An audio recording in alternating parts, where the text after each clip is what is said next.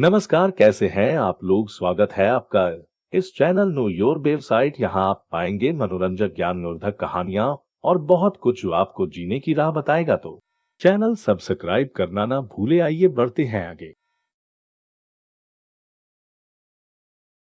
किसी घने जंगल में एक शेर और एक शेरनी साथ रहते थे। वे दोनों एक दूसरे से बहुत प्रेम करते थे। हर दिन दोनों साथ में ही शिकार करने जाते और शिकार को मारकर साथ में बराबर बराबर खाते थे। दोनों के बीच में विश्वास और भरोसा भी खूब था। कुछ समय के बाद ही शेर और शेरनी दो पुत्रों के माता पिता भी बन गए।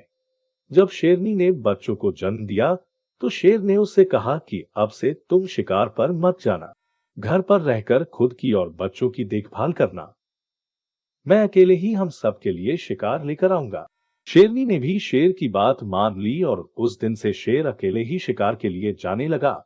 वहीं शेरनी घर पर रहती और बच्चों की देखभाल करती। बदकिस्मती से एक दिन शेर को कोई भी शिकार नहीं मिला। थक हार कर जब वह खाली हाथ घर की तरफ जा रहा था तो उसे रास्ते में लोमड़ी का एक बच्चा अकेले घूमता हुआ दिखाई दिया। उसने सोचा आज उसके पास शेरनी और बच्चों के लिए कोई भोजन नहीं है, तो वह इस लोमड़ी के बच्चे को ही अपना शिकार बनाएगा। शेर ने लोमड़ी का बच्चा पकड़ा, लेकिन वह बहुत छोटा था, जिस वजह से वह उसे मार नहीं सका। वह उसे जिंदा ही पकड़कर घर लेकर चला गया। शेरनी के पास पहुंचकर उसने बताया कि आज उसे एक भी शिकार नहीं। रास्ते में उसे यह लोमड़ी का बच्चा दिखाई दिया, तो वह उसे ही मारकर खा जाए। शेर की बातें सुनकर शेरनी ने कहा, जब तुम इसे बच्चे को नहीं मार पाए तो मैं कैसे इसे मार सकती हूँ। मैं इसे नहीं खा सकती है। इसे भी मैं अपने दोनों बच्चों की ही तरह पाल पोस कर बड़ा करूंगी और यह अब से हमारा तीसरा पुत्र होगा। उसी दिन से शेरनी और शेर लोमड़ी के बेटे को भी अपने पुत्रों ही तरह प्यार करने लगे। वह भी शेर के परिवार के साथ बहुत खुश था। उन्हीं के साथ खेलता कूदता और बड़ा होने लगा। तीनों ही बच्चों को लगता था कि वह सारे ही शेर हैं।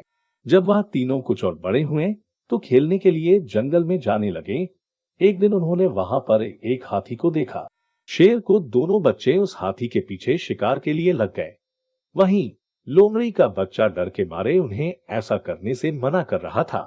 लेकिन शेर के दोनों बच्चों ने लोमड़ी के बच्चे की बात नहीं मानी और हाथी के पीछे लगे रहे और लोमड़ी का बच्चा वापस घर पर शेरनी माँ के पास आ गया।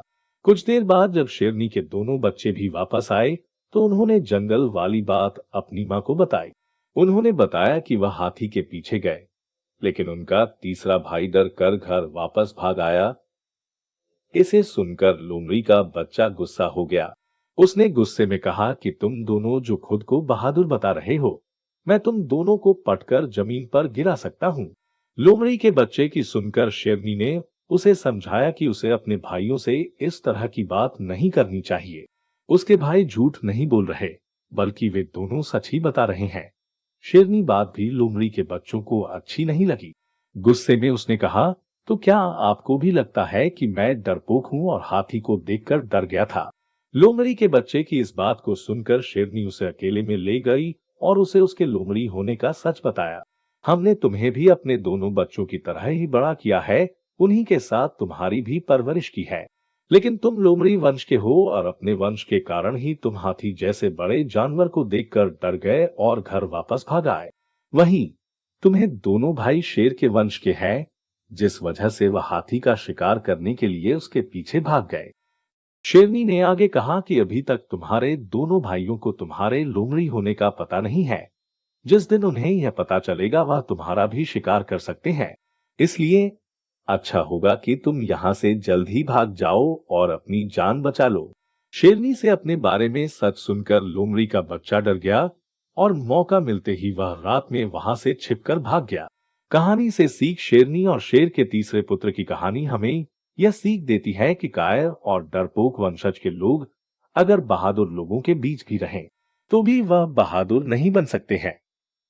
उनकी आदतों में उनकी वंशज की सोच और दक्षता की झलक बनी रह सकती है।